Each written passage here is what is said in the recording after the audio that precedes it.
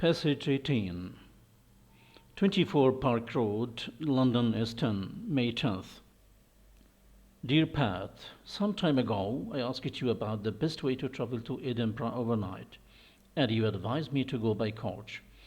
It's cheap and convenient, you said, and very comfortable. Well, I took your advice.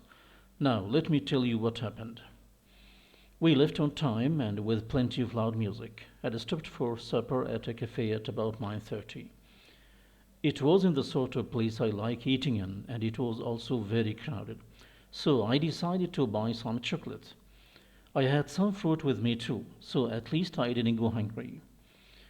We set off again at 10:15. The lights went off, and the awful music too, thank goodness.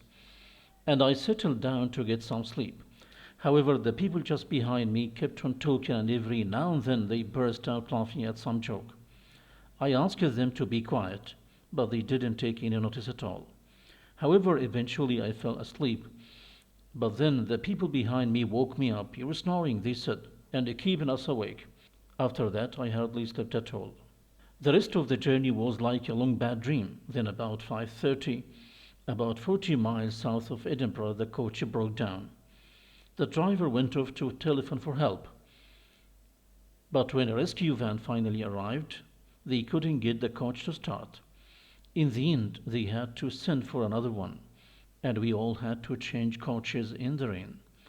By the time I was very hungry and I was longing for a nice hot drink. I got one when we finally reached Edinburgh at 9 o'clock.